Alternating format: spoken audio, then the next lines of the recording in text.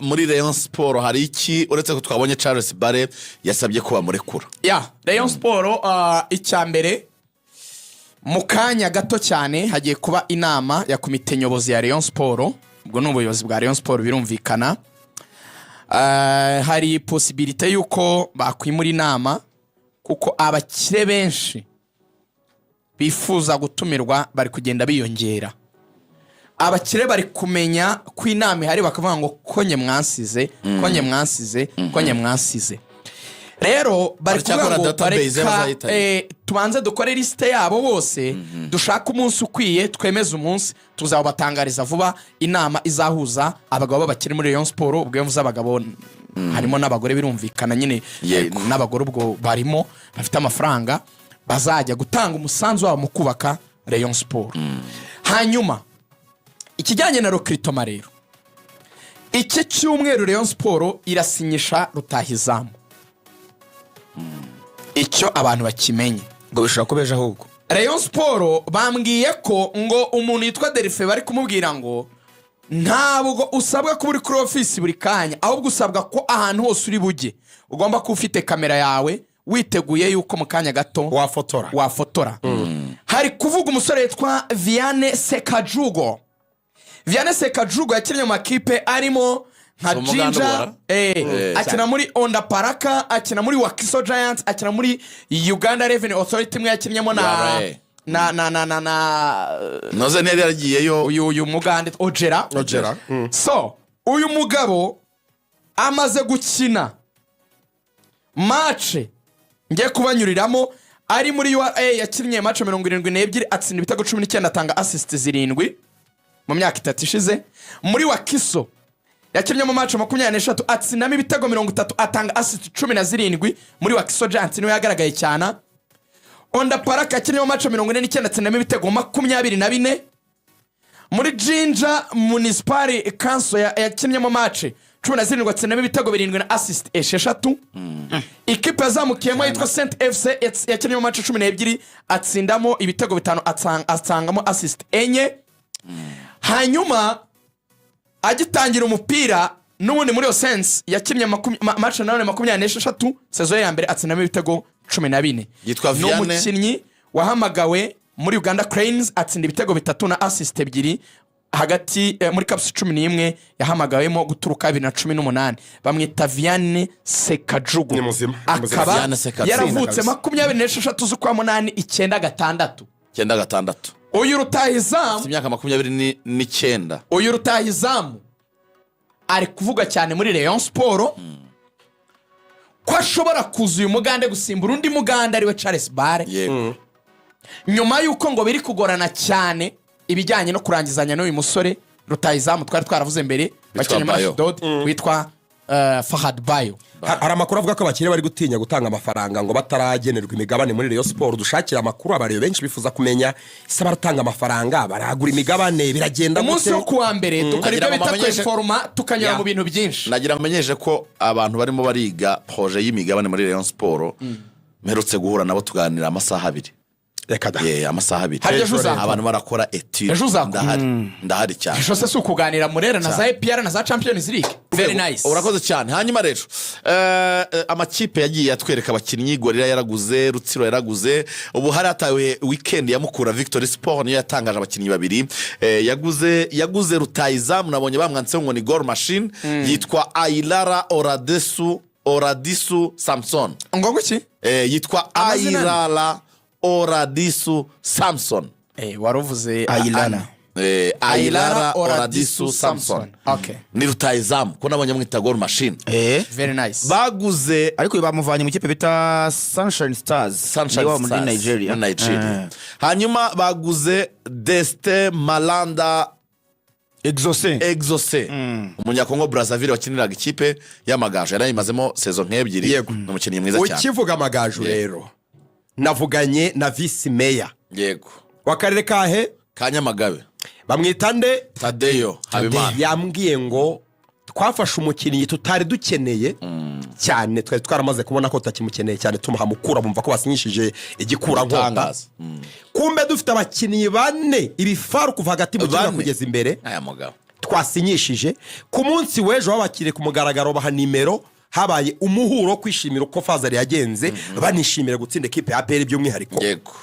Baravuga ngo noneho iyi sezo biragaragara ko dushobora guhanganira igikombe bityo tutanagitwara tukabona umwanya mwiza y'amakipe ane ya mbere. Barabona ko bishoboka. Mu gifaransa baravuga ngo qui paie le plus paie le moins. Ushobora ibintu bihambaye yashobora n'ibito. Gutsinda APR se bikorwa nande n'amakipe mato cyane. Batsinze APR banganya na Rayon. Amagaju yakoze agashisezo. Umva rero abakinnyi ekipe y'amagaju yinjije bane. Umunya-Uganda ukina hagati mu kibuga yitwa Wesunga Nasaru yasinye imyaka 2 avuye muri Kibuli United. Wesunga Nasari. Hari umukongole w'umuwinga witwa Kwandravele Kamba Innocent avuye muri ekipe yitwa AS Marseille mu gihugu cya Tunisia. Urumva asinye amezi 5 kugeza sezirangiye. Hari undi mukongole rutayizamu yitwa Boswando Lebokwala Merveille avuye muri AS Kivu muri RDC asinya umwaka umwe. Hakazana myugariro w'umunyarwanda witwa Twizeyimana Innocent avuye muri Racing Club yo mu gihugu cya Côte d'Ivoire asinye imyaka 2 y'amasezerano. Ntabwo nzi ko ari umunyarwanda ukina muri Côte d'Ivoire byantunguye cyane, ariko ngo amagaju muri phase retour baraza gukora ibitangaza. Sandi yavuze ko nta kosa bazakora, reka turebe uko reka mbivemo ne kubivuga nka statement ahubwo nongereho akabaza inyuma. Nubundi Bare aratandukana na Rayon Sport. Reka tuhere muri background. Charles Bare rero yandikiye Rayon Sport ayimenyesha ko ikibazo cy'imvune afite kitamwemerera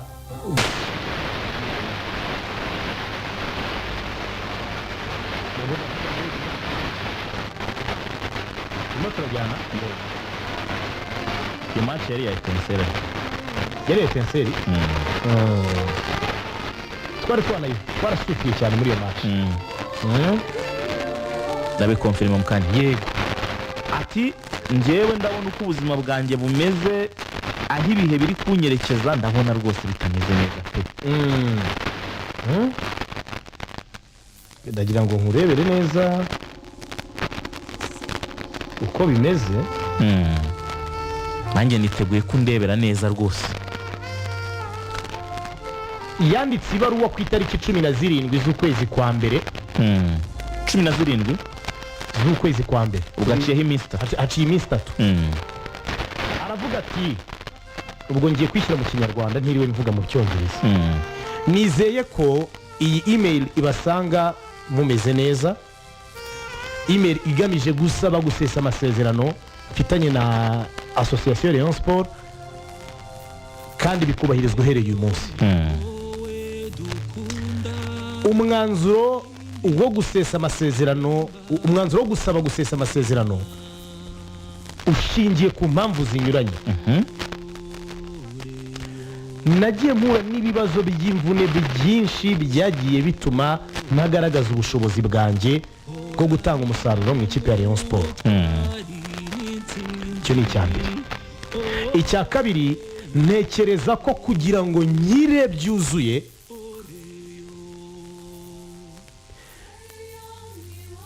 binsaba igihe kitanyemerera kugaruka ngo nkore umwuga wanjye mu gihe cy'amasezerano nsanganywe. Impamvu mwumva ngo abagenda yitsa cyane ni ibintu biri mu Cyongereza ariko itashyira mu Kinyarwanda mu buryo ndimo ndakora icyo bita live translation. Okay. Nifuza ko mpawe ayo mahirwe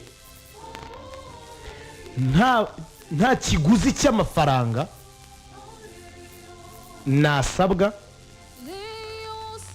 kugira ngo mbone ibaruwa indekura. Kuko nanjye mwakungukira mu kuba namwe nta mishahara muzampa muri aya mezi asigaye. Ndabashimiye kuba munyumvise, ndanabashimiye kuba mwarakoze ibishoboka byose kugira ngo mumbi nyuma munshyigikire muri ibi bihe bigoye mazemo igihe muri Rayon Sport by'imvune. Uwanyu Charles Barry. Iyo niyo email yandikiye Rayon Sport. Yayanditse ku itariki 17 z'ukwezi kwa mbere. Iyo email tukimara kuyibona muri Rayon Sport, ubuyobozi bwabiganiriyeho ariko bufite inama mu kanya uyu munsi mbere ya saa sita. Biri expected ko iba saa 4 za mu gitondo, ubu nibitaranatangirira iri hafi iyo gufata umwanzuro wa nyuma kuri iki kintu. Birashoboka ko wakumva hari ibintu bitatu. Icya mbere ni ukubwira Charles Barry ngo oya, turacyagukeneye, garuka i Kigali tukwasesinge turebe niba iyo mvune ihari koko.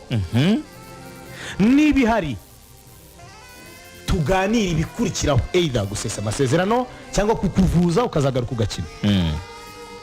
Niba idahari, niba ari ikinyoma, urahita ujya mu kazi wanze ukunze, kuko ubwo biraba bifatwa nk'aho ushaka guta akazi. Iyo ni option 1 yo kuvuga ngo oya, garuka.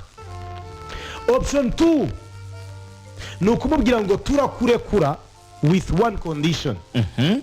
Iki gika washyizemo ngo nifuzaga ko mubinyemereye mwandekura mukampa ibaruwa indekura release letter nta kiguzi cy'amafaranga munciye. Iyo yo ntituyemeye, uraduha amafaranga ingana gutya na gutya kugira ngo tukurekure.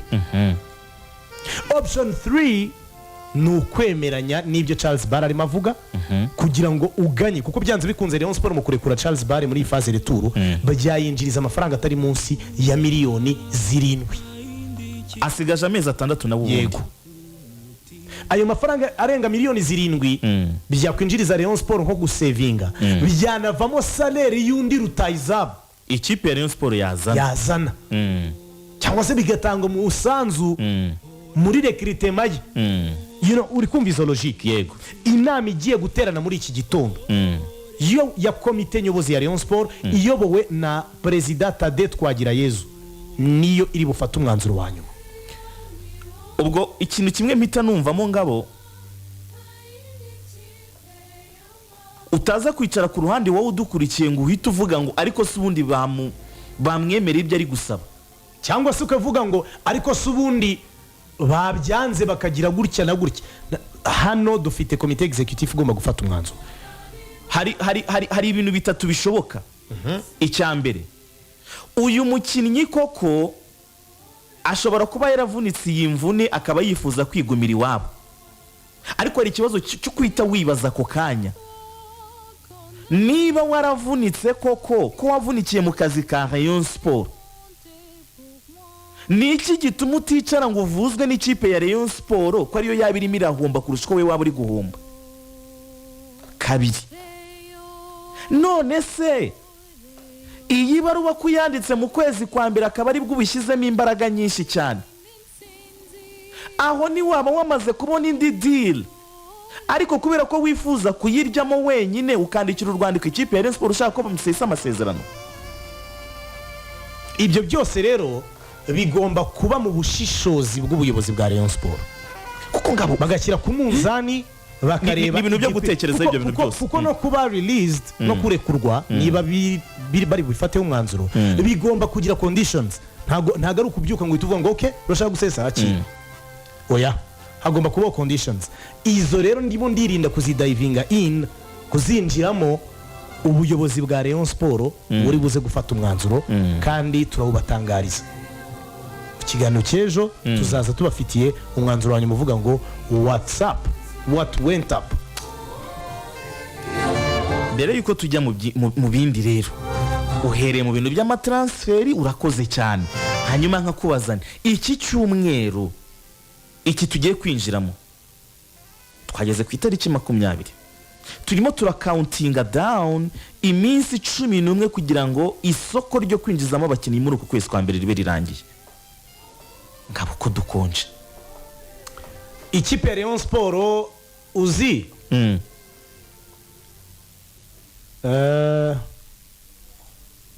nihe nyamaswa ra ibikonje inyuma ariko ishyushye imbere itajya yifubika. nihera sinyiza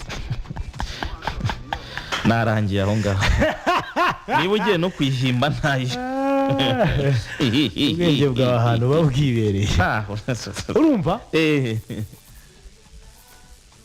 ikipe ya Rayon Sport abafana ba Rayon Sport bafite amatsiko kandi ndabumva ngiye nagize umwanya wo kuganira n'ubuyobozi muri iyi weekend Rayon Sport biziko tunama tudashira ikipe ya Rayon Sport yamaze gufinaliza ibijyanye na transfer zayo yamaze gufinaliza ibijyanye na transfer zayo igisigaye ni landing arriving kuhagera kw'abo bantu bamaze kurangizanya nabo yego igisigaye ni payments kwishyura ukumva ngo umukinnyi kuri social media z'ikipe bamutangaje ngo he is now officially blue he is now officially Gikundiro yego ku buryo kuvuga ngo turi ku itariki 20 don't worry at all ntugire ikibazo na kimwe kabisa ikipe ya Rayon Sport iri mu ngamba igisigaye no gutangaza wabonye match ya Liverpool yabaye muri weekend yego 91 ya mbere y'umukino byari ubusa ku busa 3 ya nyuma 2 ku busa iratangaje cyane no kugira ngo bikwereke ntabwo turi bugeze weekend iki cyumweru twinjiyemo amakuru ya transfer ari officiel haratangira gusohoka twebwe anga ntabwo dukora speculation oya n'umukinnyi abo wa Rayon Sport ari uko twabikonfirme rwose hano ntabwo uzatwumva turimo tuvuga ngo birashyushye ngo bari hafi ngo ageze ngo adisabeba ngo birananirana ngo asubiyeyo oya ngo indege iramuhamagaye iramubuza twebwe ntabwo uzumva tukubwira ngo hari transfer twari twababwiye ariko yapfuye ntabwo bibaho twe tukubwira sealed deals signed deals ibyo nibyo tubabwira rero mugire ka patience n'ubundi mwihanganye igihe ekipe musanganywe ni nziza yari ikeneye ture tushe duke kandi vuba aha turabatangariza imiriro imbogo cyane rwose turaba tugira tuti dore imbogo